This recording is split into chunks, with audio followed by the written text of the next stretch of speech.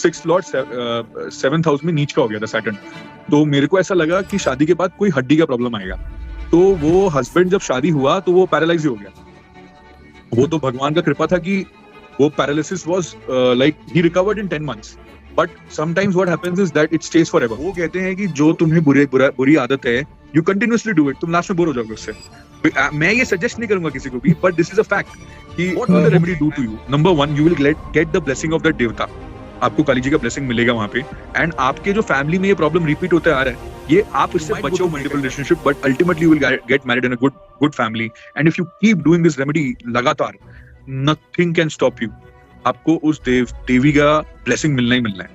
This is how you treat your आत्मकारक। आप अपने आत्मकारक को ऐसे ट्रीट कर सकते हो। Every stone is going to work, every bracelet somebody is selling is going to work, but it is going to work according to the energy you have inside you.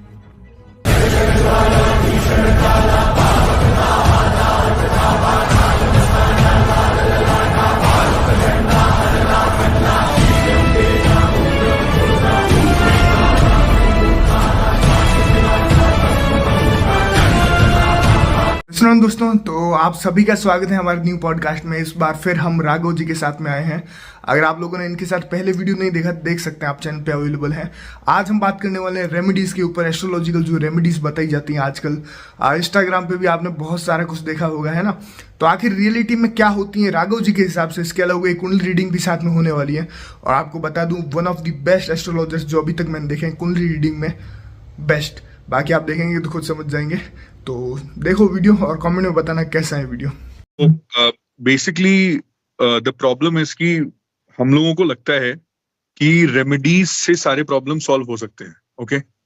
पर हम लोग एक प्रैक्टिकल अप्रोच में अगर जाएं तो हमें ये देखना जरूरी है कि how the person is behaving, मतलब इंसान का मेंटालिटी कैसा है।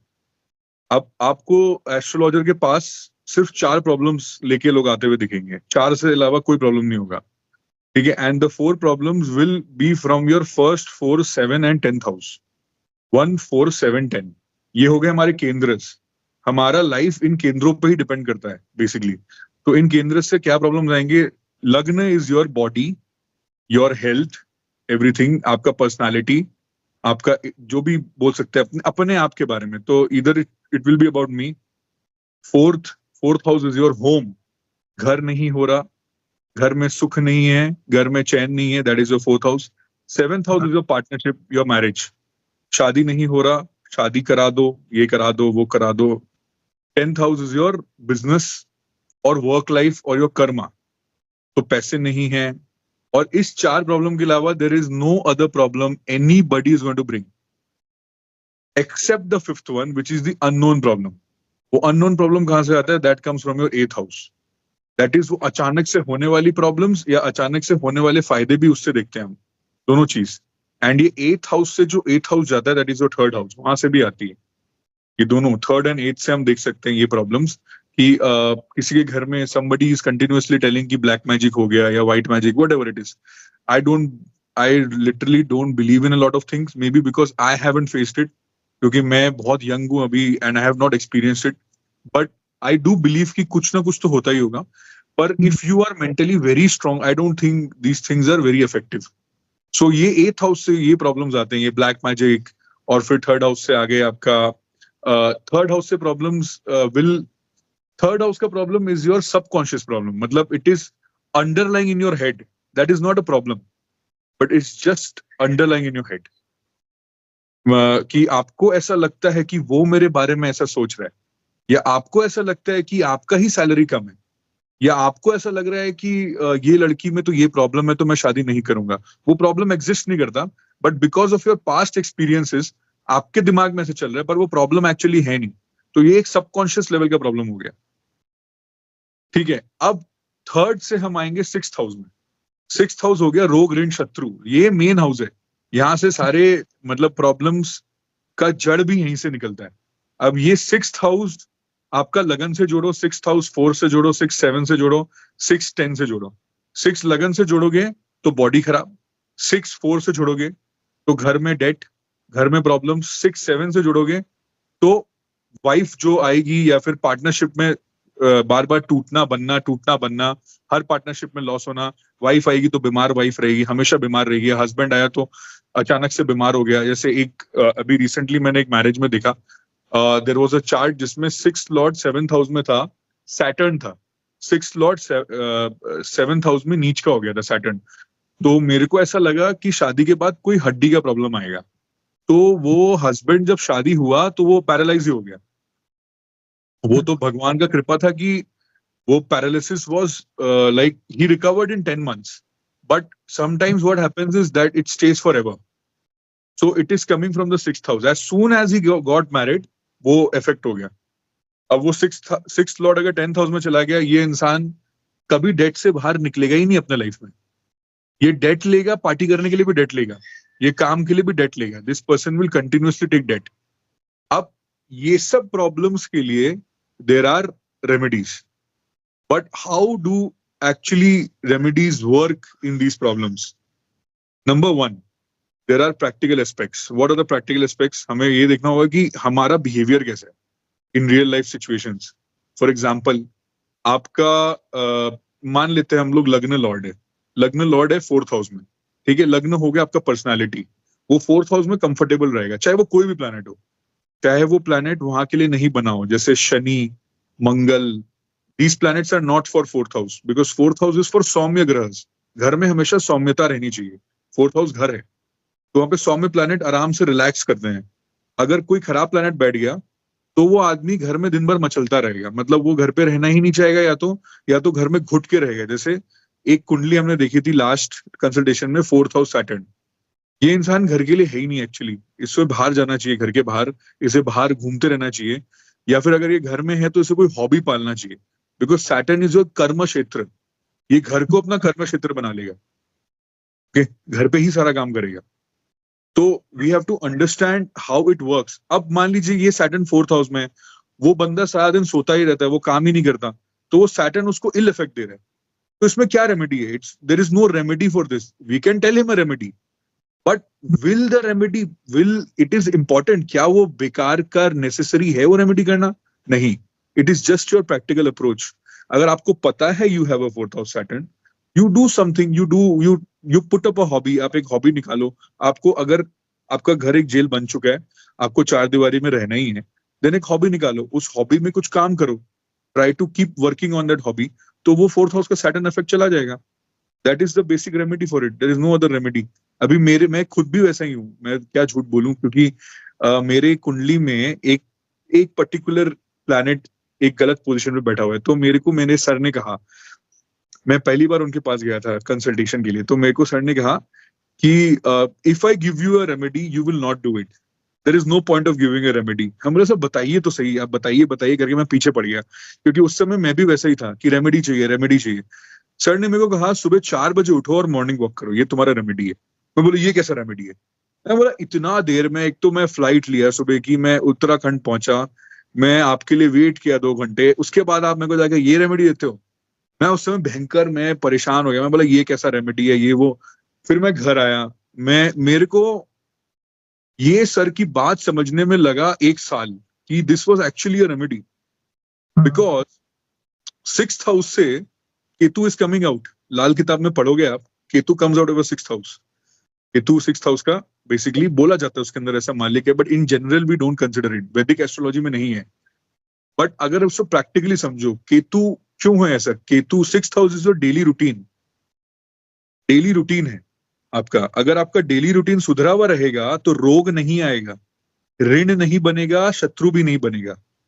आपके हैबिट्स हैं 6th हाउस से, ठीक है। तो सर मुझे क्या कह रहे हैं कि तुम मोटे हो, तुमको लिवर का प्रॉब्लम है, 6th हाउस में तुम्हारे ये प्लैनेट बैठा हुआ है, ऐसे करके तुम मोटे हो, तुम्हें लिवर का प्रॉब्लम है, तो मैं तुम्हें क्यों रेमेडी कोई भी दूं? तुम्हारा एक ही काम है, तुम सुबह उठो, तुम वॉक करो, that is your remedy. If you do that remedy practically, तुम्हें वो प्रॉब्लम नहीं होगा in the future. Otherwise you are going to have liver failure, and your reason for death is liver failure. Is simple as that, because he knows my personality. मैं वो नहीं करने वाला, उन्होंने मुझे कहा, फिर भी मैं नहीं करूंगा। मुझे वो रेमेडी एक्सेप्ट करने में 6 महीना लग गया कि मैं क्यों करूं। सुबह कौन उठता है यार, मेरे से नहीं होगा, मैं 9 बजे उठूंगा, 10 बजे उठूंगा। फिर धीरे धीरे जब मेरे को समझ में आया, तो मैंने आई स्टार्टेड डूइंग समथिंग। मतलब मैं थोड़ा सुबह उठा, मैं प्राणायाम करना धीरे धीरे स्टार्ट किया, देन आई सॉ कि even though my weight is not reducing, my mental health is becoming better. उससे धीरे धीरे जाके मेरे हेल्थ में फर्क आया, उससे जाके मेरे फूडिंग हैबिट में फर्क आया, तब मेरा वेट रिड्यूस हुआ। सो these are all practical remedies which everybody should follow. We can also take the for example we can take हम लोग और भी किसी हाउस को पकड़ते हैं, मान लीजिए 12वां घर, ठीक है, 12th लॉर्ड हमारा बैठ गया। 12वां घर होता है अपने खर्चों का घर, ठीक है। 12वां घर हमें खर्चा भी कराता है, हमसे लिबरेशन भी कराता है। देखो, लिबरेशन और खर्चा एक ही घर में क्यों है, इसका एक लॉजिक है कि आप कल बोलोगे मुझे आईफोन लेना, आईफोन लेना, आईफोन लेना, आईफोन लेना है, आप खर्चा कर दिए, खर्चा करने के बाद आप उससे लिबरेट हो चुके हो। वो आईफोन आप 10 दिन यूज करोगे, बोले ये क्या है, बेकार है, अब फिर नया लेना है, कुछ नया लेना है, तो आप आईफोन से लिबरेट हो चुके हो। इसे मैं कहता हूँ ओशो नीति। ओशो हमें कहते थे, जो I think in the past 200 years he is the, मतलब लोग कुछ भी कहें, I think he is the greatest person to be ever be born. I love him and I, because of my sir only, मैं Deepanshu sir की वजह से उनको फॉलो करना चालू किया एंड आई लव हिम। वो कहते हैं कि जो तुम्हें बुरी आदत है, यू कंटिन्यूअसली डू इट, तुम लास्ट में बोर हो जाओगे उससे। मैं ये सजेस्ट नहीं करूंगा किसी को भी, but this is a fact कि okay, I want to buy a car, I want to continuously buy a car. हमारा ड्रीम है 10 साल पहले कि मुझे एक लैंड रोवर डिफेंडर खरीदना है, ये मेरा ड्रीम है। मैं जिस दिन खरीदूंगा, मैं मुश्किल से 20 दिन चलाऊंगा, मैं बोर हो जाऊंगा। तो अगर आपका 12th लॉर्ड 4th हाउस में है, ठीक है, 12th लॉर्ड 4th हाउस में है, मतलब number 1, you will not want to eat anything at home. आप बाहर से खाना मंगाओगे ही मंगाओगे, आपको हैबिट रहेगा बाहर से मंगा के खाने का। And if you want to eat something, आप ये भी कर सकते हो कि you only cook food which is very rich, मतलब वेरी ऑयली और समथिंग, ठीक है। एंड यू डू कंटिन्यूअसली, आप उसमें अपने हेल्थ लूज करोगे, आप वो देखोगे भी नहीं कि क्यों लूज कर रहे हो आप फालतू के पैसे भी वेस्ट करोगे उसके पीछे, आप पैसे भी वेस्ट कर रहे हो, आप अपना हेल्थ भी लूज कर रहे हो वहां पे। तो what is the basic remedy? Your basic remedy is simple, you don't order anything online. आप अपने आप को इतना मेंटली प्रिपेयर कर लो कि वो ऑनलाइन ऑर्डर नहीं करना, as simple as that. Don't spend too much online. आप अपने आप को वैसी आदत में डाल लो। अब अभी अगर मैं इसमें ओशो नीति लगाऊं तो लगातार करते रहो फिर, पर देखो कितने लोग उसको कर पाएंगे, बहुत लोग नहीं कर पाएंगे। This is a very tough thing to follow, it's a very tough thing. अब हम लोग एक एस्ट्रोलॉजिकल पर्पस से रेमेडी देखते हैं, है ना। अगर if we want people to do remedy, we can go on astrological purposes कि हाँ, remedies will work, remedies are going to work. It all depends on your देश, काल एंड पात्र, कि आप किस देश में रह रहे हो, आप किस समय पे वो रेमेडी कर रहे हो, एंड आप कैसे हो अंदर से। पात्र मतलब मैं, ठीक है। तो लॉन्गिट्यूड, लैटिट्यूड, सब चीज, नक्षत्र, एवरीथिंग मैटर्स। उस समय पे आप वो रेमेडी करोगे तो वो एनर्जी आपको हेल्प करेगी। करीब 100 साल पहले या 150 साल पहले, जो भी है, 100 years बैक, हम कभी इमेजिन नहीं कर सकते थे कि we will talk on a phone. तार वाला फोन भी इमेजिन नहीं कर सकते थे हम, फिर तार वाला फोन आया, अब तो बिना तार के फोन है। तो ये कहाँ से आ रहा है? Where is the signal coming from? Many people don't know. No, people don't know there are network service points underground which are attached to the towers and satellites. तो लोगों को नहीं पता चलता। लोग अभी भी, बहुत लोग आश्चर्य करते होंगे कि ये ऐसे कैसे हो रहा है, कैसे फोन में बात हो रहा है। अब ये कॉमन हो गया। कुछ साल पहले तक तो we were all amazed. तो वैसे ही there are things in astrology, energy gets transferred. So if you are doing a remedy properly, energy will get transferred. आपके अंदर भी पर्सनल चेंजेस आएंगे if you do remedies. अब हम देखते हैं कि हमें कैसे करनी चाहिए। सबसे पहले हमें देखना है what is the motive of a life and how do we see the motive of a life. The motive of a life we should see from our आत्मा कारक इन द कुंडली। आत्मा कारक is the planet with the highest degree in your chart. वो कहाँ बैठा है आपके D1 में, D9 में, D10 में, हर चार्ट में देखो वो कहाँ बैठा हुआ है, एंड देखो कि आपका आत्मा कारक वो क्या बोलना चाह रहा है। एग्जाम्पल के तौर पे सैटर्न हुआ आत्मा कारक किसी का, वो बैठ गया 9th हाउस में, ठीक है। अब वो नवम में जो सैटर्न बैठा है, नवम हो गया गुरु का घर। इवन दो गुरु के घर में, धर्म के घर में Saturn will behave nicely, but because it is Saturn, it will continuously test you, it will continuously tell you do good things. आप सही काम करो, आप गलत मत करो। आप गलत करोगे तो आपको सैटर्न वैसे ही बांस करेगा, सॉरी फॉर दिस, आपको वैसे ही परेशान करेगा। तो माय पॉइंट इज कि जब सैटर्न आपके 9th हाउस में बैठा है तो आप, और उसके साथ कोई खराब प्लैनेट बैठ गया, आपको पता है कि आपका कर्म आपके फादर से जुड़ चुका है। अब आपके फादर या तो आपको प्रॉब्लमेटिक मिलेंगे, या तो बहुत सारे लोन लेके मिलेंगे अपने ऊपर, कि बहुत लोन ले लिया मेरे फादर ने, ठीक है, आपको वो लोन रिपेमेंट करना पड़ेगा। या तो आपके फादर आपको बीमार मिलेंगे।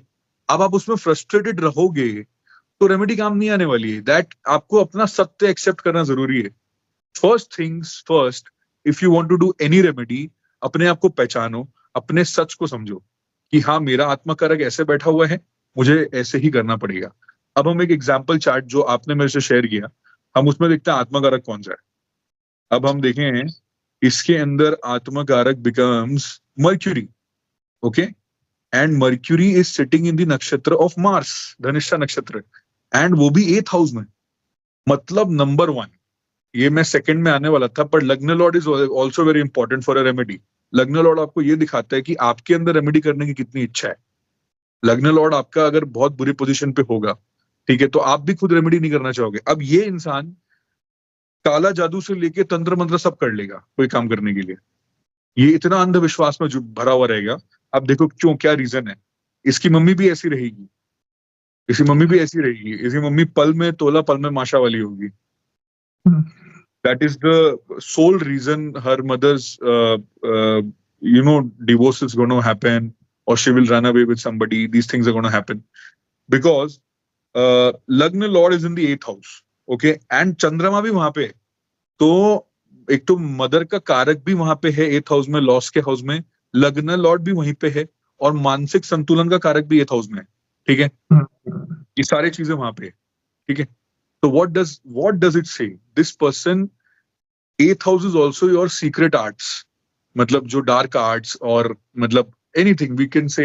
एस्ट्रोलॉजी भी 8th हाउस से निकलता है। हम बहुत सारी चीजें 8th हाउस से देख सकते हैं जो कि अननोन है, इसका कोई एक्सप्लेनेशन हम लोग नहीं दे सकते ज्यादा। तो ये इंसान हर समय कोई ना कोई चीज के पीछे पड़ा रहेगा। ये दिन भर बैठ के ऑनलाइन सर्च करेगा कि मेरे राशि में क्या हो रहा है, मेरे उसमें क्या हो रहा है, मेरे को ये इसका ये करना चाहिए, आज मेरे को ये पहनना है, ठीक है। But will it work that much? No, it is not going to work that much, because what is this person's karma in life. इसे क्या करना है? इसका लग्न लॉर्ड 8th हाउस में, चंद्रमा 8th हाउस में, सेकंड लॉर्ड भी 8th हाउस में, मतलब चंद्रमा, ठीक है। इसका 4th लॉर्ड भी 8th हाउस में, इसका 5th लॉर्ड भी 8th हाउस में, ठीक है। 1 2 3 4 5 6 12वां घर, 12वां का मालिक भी 8th हाउस में।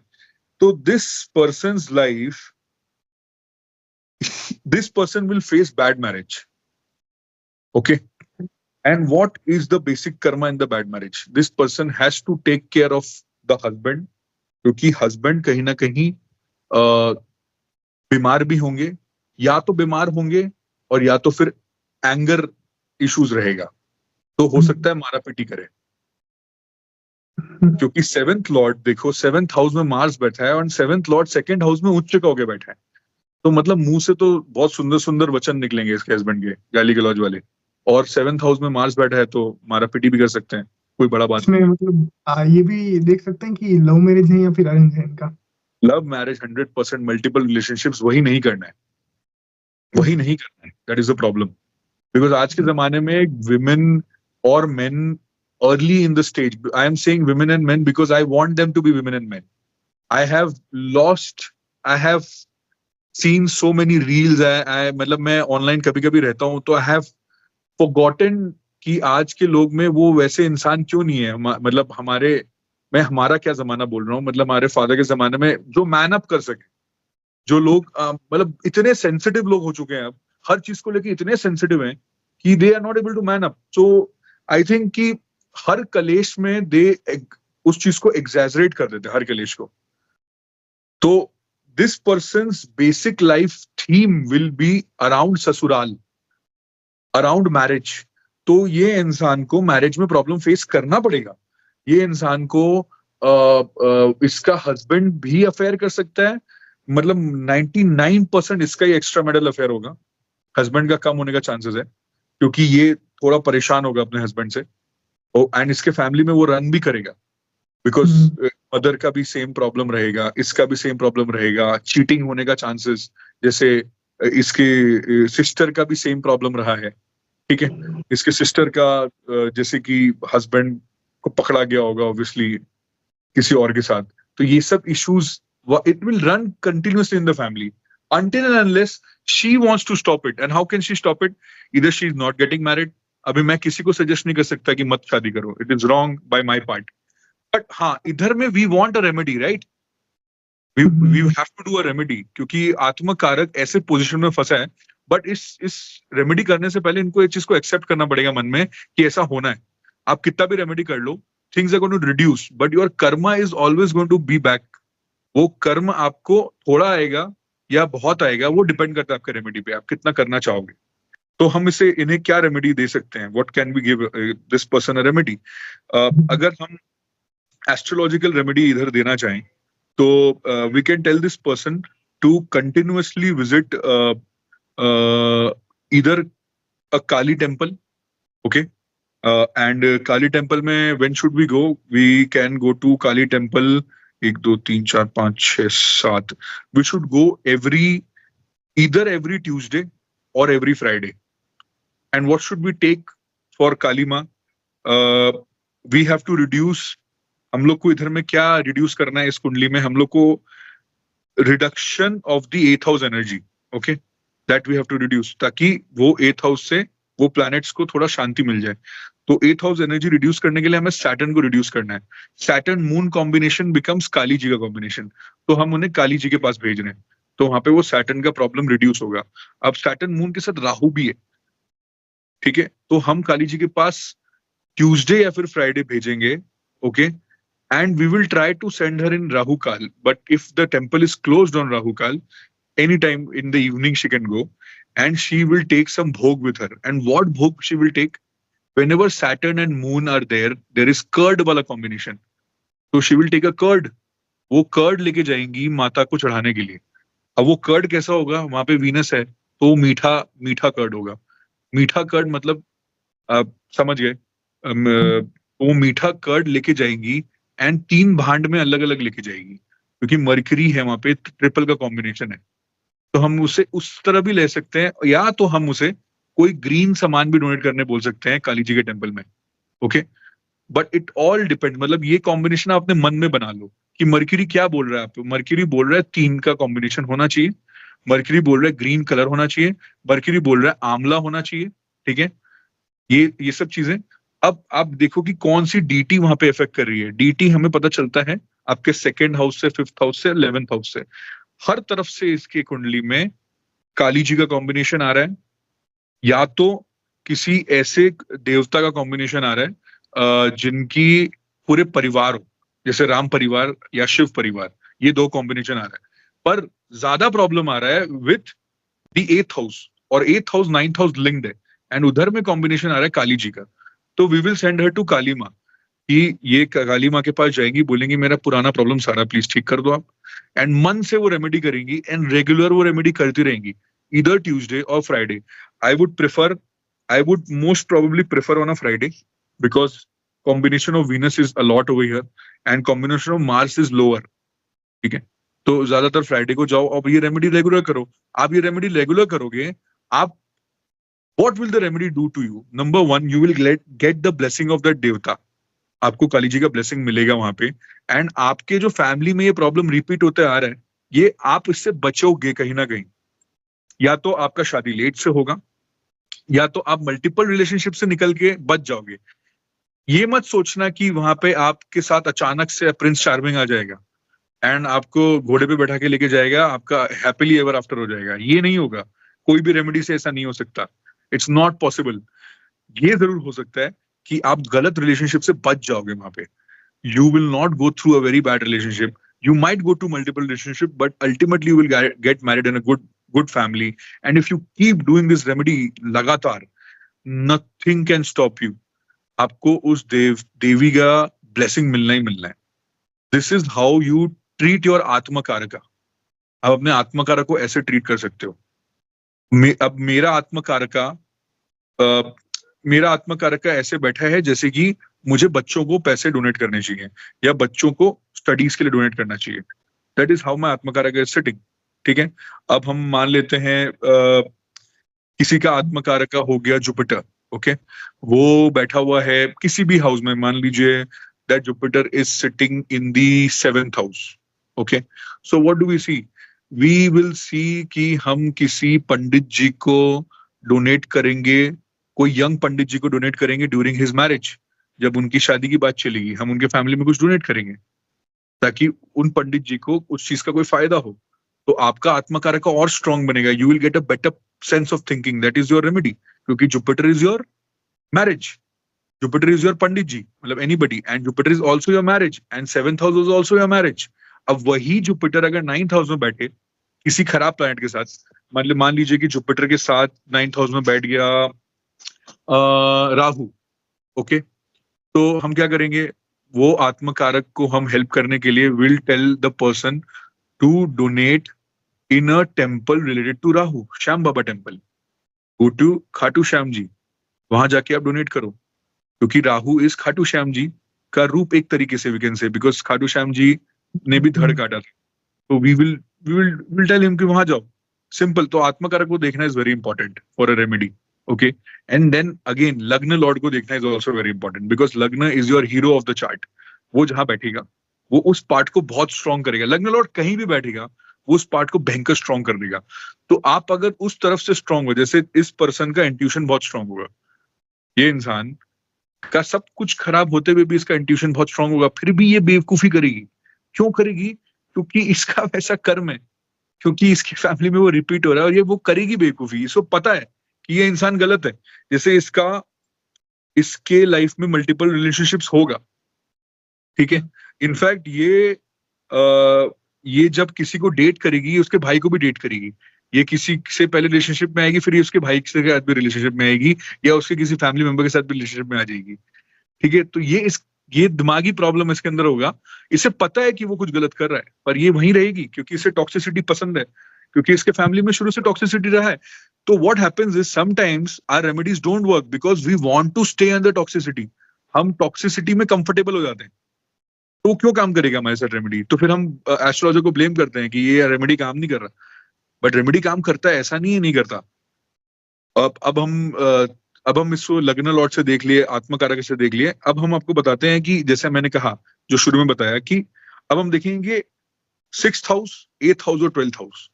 तो 8th का जो रेमेडीज होता है that is a tough one, because वो अननोन है।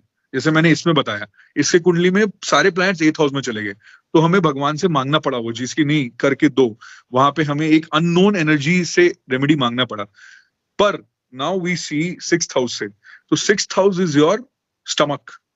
ठीक है, 6th house is the basic. 6th house से रोग ऋण शत्रु आ रहा है। 6th हाउस का लॉर्ड बनता है, देखा जाए तो अगर काल पुरुष में बनता है मर्क्यूरी। ठीक है, 6th हाउस में हम लोग लाल किताब में देखें तो केतु बनता है एक तरीके से उसका कारक। तो why is it? Minute problems, 6th house से माइन्यूट प्रॉब्लम्स निकलेंगी। 6th हाउस में क्या है? आपका पेट है, आपके पेट से ही सारा प्रॉब्लम निकलता है। Your gut, right, gut feeling बोलते हैं हम लोग, गट से निकल रहा है सारा। अगर पेट खराब हुआ उस दिन तो डिसीजन मेकिंग रॉन्ग होगा। हमारी मदर बोलती है कि तुम्हें सर्दी है तो पेट ठंडा रखो, हर चीज में पेट ठंडा रखो। क्यों पेट ठंडा रखो? इसलिए मैंने कहा दही का रेमेडी करने के लिए, दही भी पेट ठंडा रखता है, राइट। सो ये 6th हाउस का कोई भी प्रॉब्लम निकला, हमें मर्क्यूरी का रेमेडी करना जरूरी है। हमें मान लीजिए कि 6th हाउस में आपका 6th लॉर्ड जाके बैठ गया है 4th हाउस में। ठीक है, 6th Lord 4th house, 6th Lord बैठा है मम्मी के घर में जाके। प्रॉब्लम क्या होना है मम्मी को? जैसे इसी कुंडली में देख लेते हैं। इस कुंडली में मान लेते हैं कि जो मार्स है, इसमें तो मार्स बैठा है 7th हाउस में, 6th लॉर्ड। ठीक है, हम इसे एक बार 4th हाउस में लेके जाते हैं। अगर ये मार्स 4th हाउस में बैठा होता तो क्या होता? इसके मामा जी जो होते हैं, इसके मामा जी इसके सब कुछ होते हैं। इसके मामा जी ही इसकी मदर को सपोर्ट करते हैं, इसके मामा जी ही सब काम करवा के देते। इसे घर में बहुत प्रॉब्लम्स आती। तो हम उसमें क्या रेमेडी बोलते हैं इसे करने के लिए? अपने मामा जी को, नंबर 1 प्रैक्टिकल रेमेडी इज, अपने मामा जी से अपनी मम्मी के ज्यादा बात मत करो यार, प्लीज। वो उनके कान भर रहे हैं, प्रॉब्लम्स क्रिएट कर रहे हैं घर के अंदर। ठीक है, अगर हम इसे एक एस्ट्रोलॉजिकल रेमेडी के हिसाब से सोचे तो क्या करेंगे हम? 4th हाउस में मार्स बैठा हुआ है, ठीक है। 4th हाउस में मार्स बैठा हुआ है, एक तो ऐसी नीच का खराब रिजल्ट देगा, और वहां पे ऊपर से मम्मी को बहुत एंगर इश्यूज देगा। तो what we can do is tell her mother, इसकी मम्मी को हम कहेंगे मार्स को कंट्रोल करने के लिए, will tell her mother to wear a Jupiter ring. हम उन्हें एक पुखराज पहना देंगे, मंगल को कंट्रोल करने के लिए हम पुखराज पहना देंगे, तो इनकी मदर का गुस्सा थोड़ा शांत हो जाएगा। ठीक है, हम हर समय बोलते हैं कि मोती पहनाने से गुस्सा शांत होता है, ऐसा कुछ नहीं होता। मोती पहनाने से मन अशांत भी होता है, बहुत हद तक मन अशांत भी हो जाता है। तो हम एक ये छोटी सी रेमेडी दे देंगे, अगर किसी को रिंग का बहुत शौक है तो। ये रेमेडी सबके अलग अलग होते हैं, किसी को रिंग का ही शौक होता है, वो आते ही पहले बोलता है कि क्या पहनना है मुझे बता दो, तो ठीक है तुम ये पहन लो, जरूरी नहीं है, because you don't want to do practical remedies. अब इस कुंडली में 6th लॉर्ड बैठा है 7th हाउस में, तो 6th लॉर्ड अगर 7th हाउस में बैठा है और 11th लॉर्ड भी 7th हाउस में बैठा है, तो नंबर 1, मैंने जैसे कहा कि इसके पास चेकलिस्ट होंगी कि मुझे अपने हस्बैंड में ये चाहिए, मुझे अपने हस्बैंड में ये भी चाहिए, मुझे अपने हस्बैंड में वो 6 पैक एब्स तो होने ही चाहिए, वो बहुत धार्मिक तो होना ही चाहिए। ठीक है, फिर अभी 6th लॉर्ड भी वहां पे बैठा है, तो इसका हस्बैंड इन द फ्यूचर जब भी इसका हस्बैंड होगा, वो ब्लड प्रेशर का शिकार होगा, वो अगर ज्यादा ही पान पराग खाता होगा तो उससे माउथ कैंसर का भी शिकार होगा। ठीक है, ये सब इश्यूज होंगे। ब्लड रिलेटेड प्रॉब्लम इसके हस्बैंड को होगा ही होगा। इसका हस्बैंड चाहे कोई भी हो, वो कहीं से भी है, उसे खून के रिलेटेड समस्या आनी है, उसके फैमिली में कोई मेंबर कैंसर से मरा होगा। तो हम इससे क्या रेमेडी कर सकते हैं? हम इसके हस्बैंड के अंदर देखेंगे कि बहुत अग्नि तत्व भरा हुआ है, तो हम पित्त तत्व भरा हुआ है, तो हम उसे कफ तत्व से डाउन कर देंगे। विल टेल हर हस्बैंड कि तुम बहुत सारा ठंडा पानी पियो, या कीप योर स्टमक कूल। अपने माइंड को कूल करने के लिए तुम एक काम करो, you regularly visit Hanuman temple on a Tuesday, ताकि आपका मंगल वहां पे शांत हो जाए। हनुमान चालीसा पढ़ो। These are the remedies will give. अब डिपेंड करता है how the husband will do और नॉट। समझ रहे आप? तो this is how basically this is how the remedy works. And बाकी समस्याओं के लिए भी और रेमेडीज होती हैं, बट हाँ, in short remedies do work. ऐसा नहीं है रेमेडीज डोंट वर्क। बट आपके पास काफी सारे क्वेश्चन है रिगार्डिंग रेमेडीज, आप वो पूछो। ओके, वैसे तो मुझे लगता है काफी चीजें क्लियर हुई हैं। फिर भी जैसे हाँ आजकल जो इंस्टाग्राम के उपाय आ गए ना, आपने देखा होगा कि ये चढ़ा दो तो शादी हो जाएगी, या ये हाँ गर्लफ्रेंड मिल जाएगी, पैसे आ जाएंगे। उनकी हाँ क्या हाँ। रियलिटी सुनते हैं? वैसे तो मुझे लगता है काफी क्लियर किया आपने, फिर भी थोड़ा सा अगर आप बताए तो। सी देखो, मैं जैसे आजकल वो पहनाने का आ गया बहुत ज्यादा कि ग्रीन टर्मलाइन पहना दो, या ये हाथ में स्फटिक का माला पहना दो, या ये रुद्राक्ष पहन लो। ठीक है, मैं नहीं बोलता it will not work. It अब मान लो कोई इंसान पर अगर कोई इंसान ये क्लेम कर रहा है कि तुम ये पहनोगे तो तुम्हारी गर्लफ्रेंड आ जाएगी, तो ये मतलब मैं क्या बोलूं, अब मैं ये गलत है। I will definitely say this is wrong. It doesn't work like that. A stone for me, in my point of view, a stone, अगर आप किसी स्टोन को पहना रहे हो, that is just a speaker. वो एक बूफर है। एक बूफर और एक स्पीकर तब काम करता है जब टीवी काम कर रहा हो, उसके अंदर डिश एंटीना हो, उसमें चैनल्स आ रहे हो। तो अगर आप अंदर से ही पागल हो, आप एक स्टोन पहनोगे तो आप और चिल्लाओगे सिर्फ, और कुछ नहीं करने वाले। It is just going to increase those things. You have to, आपके मन को भी वैसा होना चाहिए, आपका प्रोग्रामिंग ठीक होना चाहिए, तब तो वो स्पीकर काम करेगा। समझ रहे हो आप? तो I don't consider stone a very good remedy, और वेयरिंग लॉट ऑफ पत्थर्स, और वेयरिंग अ लॉट ऑफ हाथ में bracelets and all a good remedy, because see I am not wearing anything. I am an astrology student. I might differ. मैं बोल सकता हूँ कि मैं बाकी सबसे, बहुत ऐसे लोग होंगे जिनसे मैं अलग बोल रहा हूँ, और मैं सबको रिस्पेक्ट करता हूँ, सबका अपना ओपिनियन है, because astrology is a pseudo science. ठीक है, तो इसमें सबकी अपनी ओपिनियंस है। मुझे ऐसा लगता है कि निहायत ही बकवास है जो इंस्टाग्राम पे चलता रहता है कि तुम ये वाली ब्रेसलेट पहन लो, तुम आजकल आ गए हैं, तुम इसे डाल लो तो तुम्हारा ये एग्जाम क्लियर हो जाएगा, 100% क्लियर हो जाएगा, या तुम पहनो और तुम्हारे पास कल से पैसा आना चालू हो जाएगा। या अभी रिसेंटली मैंने सुना था कॉन्वलेक्सा कॉन्वलेक्सा कॉन्वलेक्सा कॉन्वलेक्सा कॉन्वलेक्सा, ये बोलते रहो पैसा आएगा। I see again, an energy will work, but why are you working for a deity? आप एक लोअर लेवल की डीटी के लिए क्यों काम कर रहे हो? आपके घर में विष्णु जी हैं, आपके घर में शिव जी हैं, आपके घर में लक्ष्मी जी है, आप इतने भगवानों की पूजा करते हो, आप गीता पढ़ते हो, आप पुराण पढ़ते हो, आप वेदस पढ़ते हो, आप क्योंकि आप ये सब जब आप पढ़ोगे, आपकी दादियों से पूछो, आपके दादाजियों से पूछो, वो लोग ये छोटी छोटी घर में रेमेडीज कर लेते हैं। आपको क्यों कॉन्वलेक्सा बोलना है, आपको क्यों ये सब छोटी छोटी चीजें बोलनी है जब आप ओम नमः शिवाय बोल सकते हो, जब आप लक्ष्मी जी का मंत्र उच्चारण कर सकते हो, आप ओम श्रीम उच्चारण कर सकते हो। आपको बस एक गुरु का जरूरत है जो आपको सही उच्चारण दे, बिना गुरु के उच्चारण नहीं करना चाहिए। पर आपको बैठ के कॉन्वलेक्सा करना है, you want to take help from a lower level deity, what's the need of doing that? You are born in a society, आप सनातन सोसाइटी में आ रहे हो, आप सारा दिन विष्णु जी के 7 अवतार के बारे में, 10 अवतार के बारे में बात करते हो, कल्कि के बारे में बात करते हो, अ, आप शिव जी के बारे में बात करते हो, हनुमान जी के बारे में बात करते हो, और फिर आप कॉन्वलेक्सा करते हो। मुझे लॉजिक नहीं समझ में आया। You are having problem with your sleep, do Hanuman Chalisa.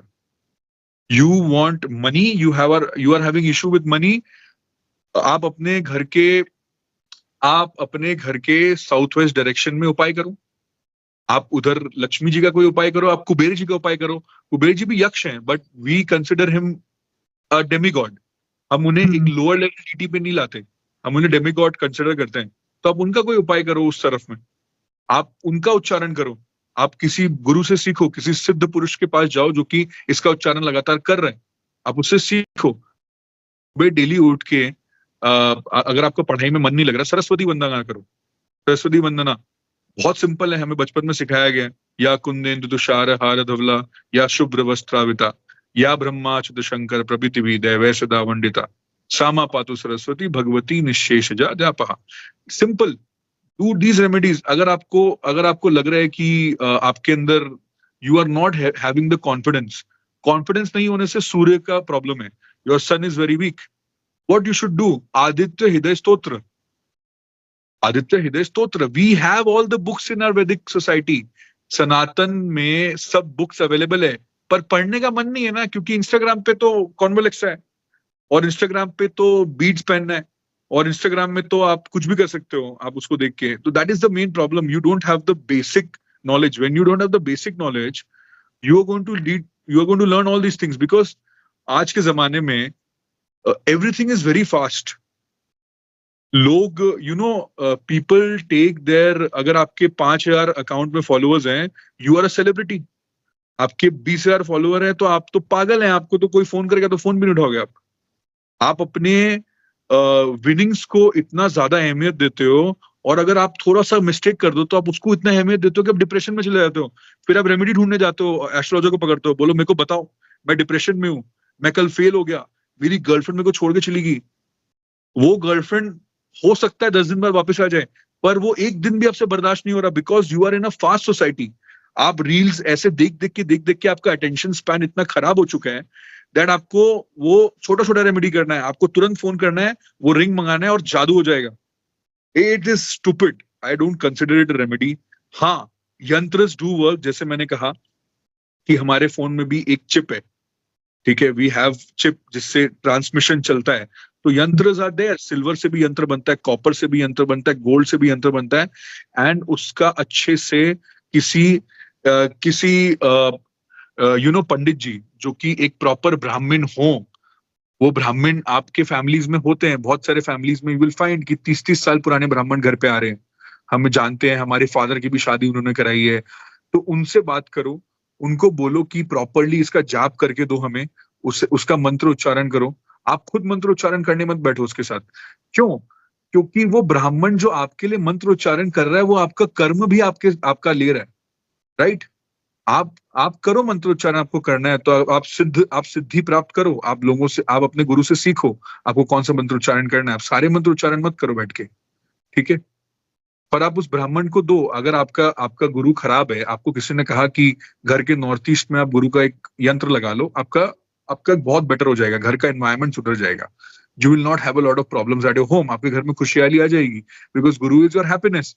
तो आप उसे किसी ब्राह्मण को दो, वो ब्राह्मण आपके लिए 3 लाख 2 लाख जो भी है जाप करेगा उसका, what ever your astrologer suggest you, and वो जाप करने के बाद आपको उसे रिटर्न करेगा। वो ब्राह्मण को आप उसके पैसे दो, वो ब्राह्मण आपके लिए इतना जाप किया है तो वो आपके कर्म को ले रहा है, तभी वो आपको यंत्र दे रहा है, और वो यंत्र एनर्जाइज्ड हो रहा है because it carries a lot of energy. There are 360 degrees. Okay, हम लोग जब वास्तु करते हैं उसमें, एंड हर जगह हर डायरेक्शन से एक डीटी आता है. किसी डायरेक्शन से अघोर आ रहे हैं, किसी डायरेक्शन से यक्ष आ रहे हैं, किसी डायरेक्शन से किन्नर आ रहे हैं, because there are deities all around us. We are attracting those deities from that yantra. It does work, but again it is a very far-fetched remedy. Why do you have to go there? Don't have to go there. You do little bit remedies. Your dadi is telling you to do remedy. What is your dadi telling you? Wake up beta early in the morning. Early morning उठो बेटा, पानी पियो 4 glass. क्यों? Blood circulation ठीक करने के लिए. आपका पेट उससे ठीक रहेगा, गट ठीक रहेगा. आपकी दादी आपको कहती है कि दही खाओ. क्यों? गट बैक्टीरियाज बढ़ेंगे. क्यों? ये रेमेडीज है. अभी अभी एस्ट्रोलॉजर लोग यही रेमेडी बोलते हैं आपको, जो आपकी दादी आपको बोलती थी पहले. ठीक है, आपकी दादी आपको कहती थी बेटा रोज एक माला कर, एक माला जाके राम का नाम ले लो, या एक माला जाके आप शिव जी का नाम ले लो. क्यों? आप सबकॉन्शियसली अपने आप को ट्रेन करते हो फोकस करने के लिए उस तरफ. जब आप सिर्फ शिव जी का नाम लेना स्टार्ट करो, मैं बताता हूँ, शिव जी से बड़ा वो देवों के देव है. वो ही is the Maharaja, he is the king of the Kings. You just start taking name of Shivji for 42 days. कुछ मत करो. 42 days आप सिर्फ शिवजी का नाम लो. मैं बता रहा हूं, आपका माइंड सुपर शार्प फोकस हो जाएगा. आपको प्रॉब्लम्स दिखाई नहीं देंगे, आपको सिर्फ उसका हल दिखाई देगा. You will try to run for the remedies and not for the problem. And वो remedies आपके अंदर से खुद निकलेंगे. So this is how your remedies will work. I don't consider wearing a bracelet a very big remedy. It does work. I'm not saying it doesn't work. But my thing is that आपके अंदर की energy इतनी हिली हुई है कि आप एक रील देख के एक ब्रेसलेट मंगा रहे हो. आप उस पर ढंग से रिसर्च भी नहीं कर रहे हो, आप अपने पुराने बुक्स भी नहीं पढ़ रहे हो, तो वो आपको कैसे काम करेगी? टाइगर स्टोन काम करेगा आपको? टाइगर स्टोन का ब्रेसलेट आता है, it does work for you. अगर आपको कोई प्रॉब्लम हो रहा है रिगार्डिंग योर स्टमक ऑल्सो, अगर आपको कोई प्रॉब्लम हो रहा है रिगार्डिंग योर ऑफिस, देन वो टाइगर स्टोन काम करना है. That's not a problem. But if you, अगर आप उस एनर्जी से मंगा रहे हो, then it will not work. Then you will find another person जो कि वो बेच रहा है, फिर आप उसको भी ढूंढोगे, फिर आप उससे भी मंगाओगे, कुछ और मंगाओगे, फिर आप एक एंजल भी मंगाओगे वो स्टोन से बना हुआ, फिर आप बोलोगे कि मैं गंगा जल भी मंगाता हूं, अपने ऊपर रोज छिड़क के जाऊंगा. But will it work? Will it work? No. Unless your energy is clean from inside, it will not work. इसलिए शिवलिंग को लोग कि कोई शिवलिंग को भगवान मानता है, कोई पत्थर मानता है. It depends on you. Shivling is of a dome shape. Every nuclear reactor is of a dome shape. Conservation of energy, conservation of high energy is your शिवलिंग. क्यों पानी चढ़ाते हैं हम लोग शिवलिंग पे? उसे ठंडा रखने के लिए. घर की सारी नेगेटिव एनर्जी शिवलिंग अट्रैक्ट कर लेती है अपने तरफ. क्यों हम उस पर पानी चढ़ाते हैं? Why do we do it? These are small remedies. आपका सूर्य बहुत खराब है, you are not able to, आप उच्चारण भी नहीं कर सकते. चलो मैं मान लिया आपसे पढ़ाई भी नहीं हो रही है, आप नहीं करोगे. आपको सिर्फ इतना करना है, आपको थोड़ा सा लाल कुमकुम लेना है, आपको थोड़ा सा लाल मिर्च का बीज लेना है, आपको पानी में डालना है, और आपको शिवजी पे चढ़ाना है संडे को. शिव जी से सारा प्रॉब्लम का सोल्यूशन निकल जाएगा. आपको अगर मेंटली आप बहुत परेशान हो, कर्ड लेना है, उसे पानी में मिलाना है, और मंडे को शिव जी पे चढ़ाना है. आपका एंगर इश्यूज जा ही नहीं रहा, आप एंग्री आदमी हो. आप तांबे के लोटे में पानी लेना है, उसमें हल्का सा आपको कुमकुम लेना है, और शिव जी को ट्यूसडे को चढ़ाना है. आपके घर में बहुत प्रॉब्लम्स हो रही है पेपर वर्क को लेके, आपका नाम का इशू है, आपका कभी आधार कार्ड में कुछ और नाम है, पैन कार्ड में कुछ और नाम है, पेपर में आप कुछ लिख के आते हो, पढ़ते कुछ और हो आप एग्जाम में. वेडनेसडे को आप सिर्फ हरा मूंग लीजिए एंड उसे गणेश जी को चढ़ा दीजिए. अगर शिवलिंग पे तो सब कुछ चढ़ा सकते हो, शिवलिंग पे चढ़ा दो. Shivling is everything, every energy comes from it. And अगर आपको प्रॉब्लम हो रही है, आप मतलब you are having issues with your guru, you are having issues with your father, Shivling के ऊपर एक येलो धागा बांध दो थर्सडे के दिन. You can do all the experiments with Shiv ji. okay, and he will not say anything to you because वो तो भोले भंडारी हैं. You have to understand, you have to know this. And बहुत सारे लोग इससे offensive भी feel करेंगे. बहुत सारे लोग बोलेंगे कि ऐसे कैसे बोल सकते हो तुम, ऐसे. अपना अपना श्रद्धा होता है, अपना अपना opinions होता है, and we have to do remedies according to ourselves, what our body is demanding. But everything should be done with a thorough research.